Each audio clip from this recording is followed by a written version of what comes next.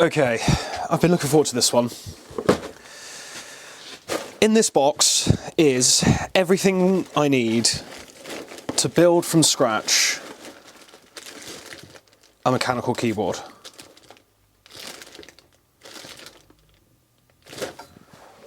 Let's do it.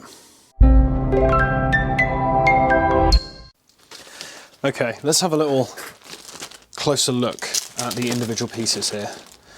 So I've got some parts to make up the body of the keyboard. I'm guessing this is the top plate. This is like the middle section. I think this is going to sit between this bit and the bottom. It kind of like keeps everything supported and locked in place. This is the circuit board, I think. Yeah, so this is the circuit board. We're going to be wiring everything down to this, soldering it down. I'm feeling like I'm a bit out of my depth here, to be honest, because, you know, it looks complicated.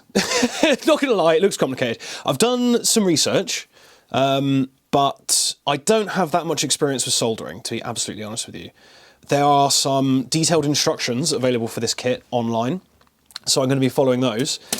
But still, you know, for a first kind of like electrical techie soldering project, it looks to be quite complicated. But we'll see. This video could turn out to be a very frustrating time. A very, very trying and frustrating time. But, I mean, hopefully it'll be okay, right? I mean, how hard can it be? Here are some electrical components. Very cool bits of hardware. There's some kind of little rubber feet, I guess, to go on the bottom, some screws, some standoffs. Is that a little button? A tiny OLED screen, which is going to be soldered down somewhere here. It's just like a cool little touch for this keyboard. This is, by the way, the Nibble 65% mechanical keyboard DIY kit with some extra bits. So you order the Nibble kit and you get all of the keyboard parts, all of the electronic components, and then you pick your own keycaps, and you pick your own switches, and you pick your own microcontroller, and that's it. Everything else kind of comes in the kit, and then you pick the more personal parts of the build. Speaking of which, these are the switches I've chosen. These are Durock Tactile Blues. Now, if you know anything about the mechanical keyboard community, you'll know that the switches are kind of the whole point, really, of having a mechanical keyboard. It's that really nice keyboard feel is what we're trying to achieve with this. That is facilitated by these switches, which are actually so cool. The way these are manufactured is really, really intricate, and I'm telling you now, just fiddling with this little switch, this little mushroom switch, it feels so nice. I'm really looking forward to seeing, you know, how these are going to feel in a full keyboard. I'm going to go in and take the switches apart and individually lube them all. That's something I've seen people doing online. It seems to massively help with the actual feel of the keyboard, the mechanical feel of the keyboard. So we'll see how that goes. I'm basically trying to go to every possible extent I can to build the sickest keyboard, you know, in an effort to make a cool video. Unless you've been living under a rock, you've probably seen this mechanical keyboard phenomenon. Basically what happened to me is that I stumbled across the subreddit on mechanical keyboards purely by accident. I'd never seen anything like that before. You know, these super cool custom handmade keyboards. Totally fell down the rabbit hole on that. It's been a long time coming, this one. I had to do a lot of research, a lot of figuring out, a lot of learning. And yet, you know, who knows, we might not even get a keyboard at the end of it, but we'll have to wait and see. This isn't just going to be your average keyboard build. Oh no. There are a few more components in here which we might end up using, we might not. This rotary switch, I'm going to use that to control the media player on my laptop. This has a button and also a spin. I've also got a really big LED. The beauty of this whole mechanical keyboard thing is that you can program all of the functions to do anything you want. Rotary knob cap. I've also got some LEDs in there and some other electrical bits. This is my Pro Micro. So this is the keyboard controller. This is kind of the brain of the whole operation. Okay, here's some stabilizers. These plug into the keyboard and they help with stability on the long key, so the space bar, the shift key, the return key, backspace. These metal supports sit underneath and just kind of like help the keys not feel wobbly. These are my keycaps. some kind of greeny, orangey, yellow guys. This wasn't going to be my first choice. And to be honest, a lot of these components were not necessarily the ones I wanted to get. The problem I ran into is that regardless of what websites I looked at, so much stuff was out of stock. And because not all of the components are designed to work together, you have to buy the right ones. Basically, what I was left with was this is the only full build that I could get in kind of one shopping session. So these were the only switches that would fit that were in stock. These were the only stabilizers that would fit that were in stock. These are the only key caps that would fit that were in stock, etc. I just had to go with whatever I could find. Will that make a good keyboard? We're going to have to strap in and see. Hardly done any soldering before, never built a keyboard before.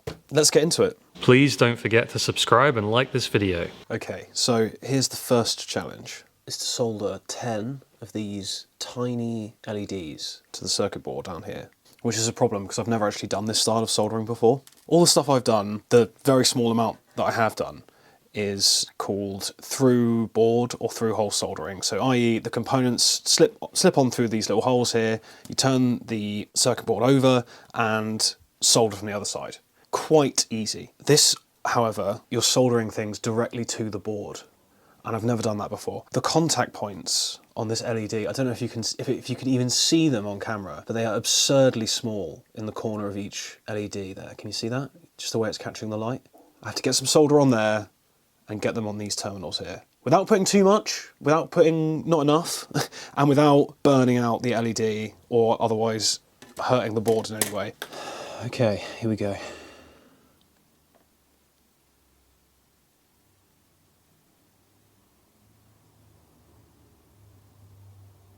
These terminals are insanely small. If you do this for a job and just solder things together for a job, you have my respects, sir. Finding it quite hard to keep a steady hand here. I definitely just melted the cover on the little arm there. Is that any good? I'm not sure. I've got mixed feelings. Let's try and solder it down to the board. Feels like there's too much solder. No, this isn't working. Okay, I'm back after doing 10 of these tiny LEDs. So, cards on the table. The first one I completely ruined. Utterly ruined. What I tried to do was put solder on all 4 of the terminals on the PCB and then separately solder the LED and then put it on the board and fuse it together, and it just wasn't working. The system which I eventually worked out is to tack down one corner, put the LED on, remelt that solder, and then finish off the rest of the 3. And that ended up working out quite well. So this is the final LED that I put on the board, and that actually looks quite good. I'm reasonably happy with that one. Same for kind of like the final 5. These are all kind of feeling good about them. The first 5, not so much. What I've done is I couldn't find my tin of solder remover. It's been so long since I used it. It's kind of interesting actually. It's like a braided brass wire. You kind of lay it over the solder you want to remove and then heat it up with a soldering iron and it kind of sucks it up.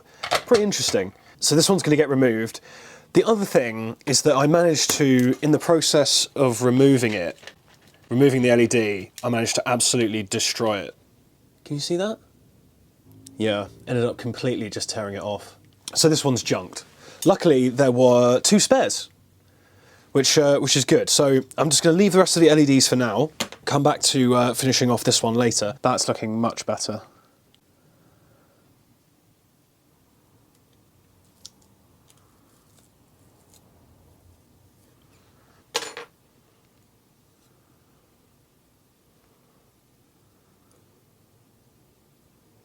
You know, once you get over the actual dread of fucking this up, it's actually quite a lot of fun. All right, I'm about 1/3 of the way there on these, hang on a minute, checks notes, diodes. About 1/3 of the way there, not soldered, I've just poked them through the circuit board.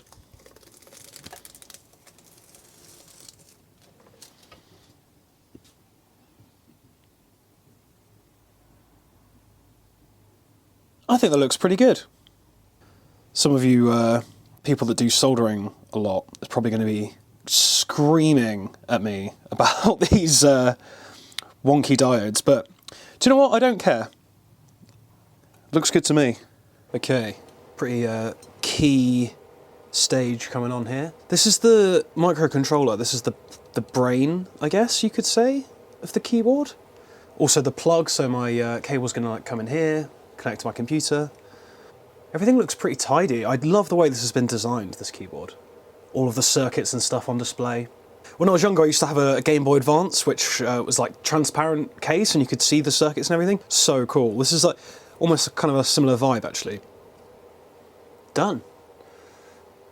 Starting to come together. Obviously, you have to imagine it with keys. One thing that's funny, unlike other projects I've done like this, where the further you get, the less worried I am, this is having the opposite effect. So the closer I get to finishing, the more I'm worried that this isn't going to work. Purely due to my own incompetence, basically, because I'm sure all of the parts are absolutely fine. If it doesn't work, it'll all be down to me and my crappy soldering. The tension, guys. Building.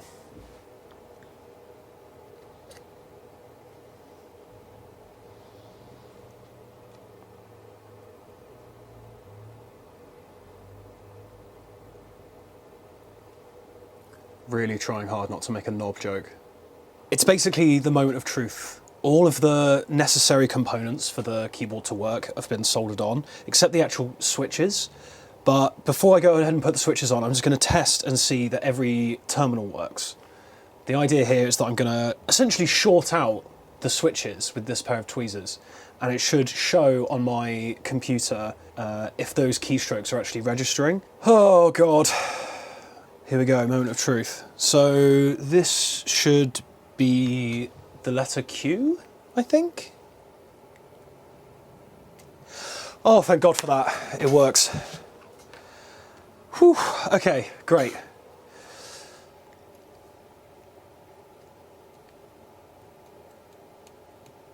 Okay, we're doing good, guys. We're doing good. All of the switches work. I haven't ballsed it up, which is, to be honest, a complete fucking miracle, if I'm honest. All right, next step is to pop these standoffs into the keyboard. The sense of relief is insane. I'm so pleased to have a working keyboard at the end of this.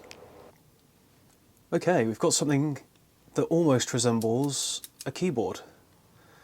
Now, I'm pretty much done. All I have to do is finalise where each switch is going to go, put the keycaps on, make sure everything fits together. Then I'm going to grease every single switch and also the stabilisers once I've kind of finalised the layout, and then I'm going to screw the keyboard body together. And then we should be done. So we're actually quite close to being finished, even though it doesn't look like it. So these are my switches. They're Durock Blues. Let's hope they're good, because they're the only ones I could get. I've got a big old tub of grease here and a paintbrush. I'm going inside each one of these switches and just gently putting a tiny bit of grease on all of the contact points. Just popping a bit of grease in there. This doesn't really affect the function of the keys. It's also completely unnecessary, to be totally honest with you. I'm only doing it because geeks on the internet have told me to do it. It's supposed to help with the overall feel of the key and also the sound. All I'm doing is just doing a quick rub, a couple of passes with the paintbrush.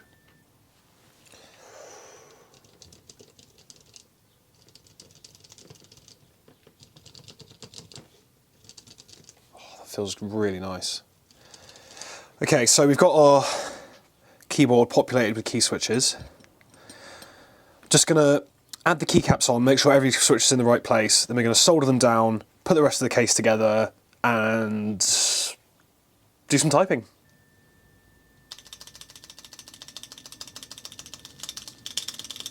Oh, yeah.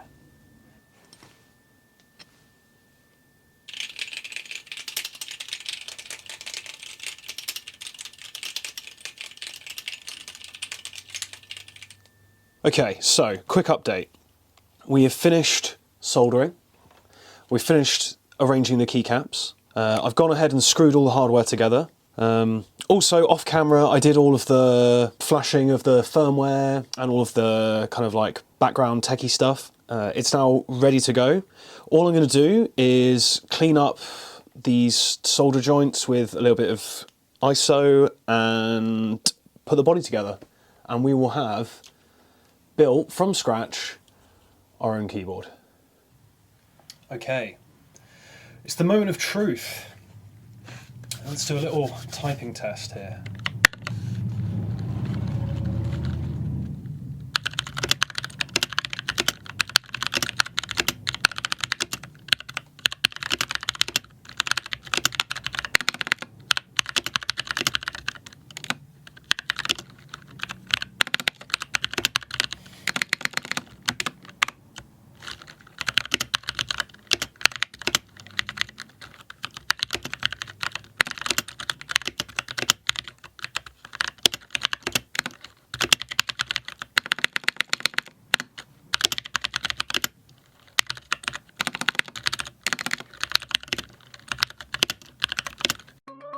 This video was brought to you by DeadEyeClub.com, makers of the Wishbone EDC slingshot. Head over there now and consider picking up their $100 Mischief kit, which includes everything you need to start shooting a slingshot. The Wishbone itself, 3 replacement band sets, and some ammo. It's the most fun you can have for $100 and you'll be supporting the channel.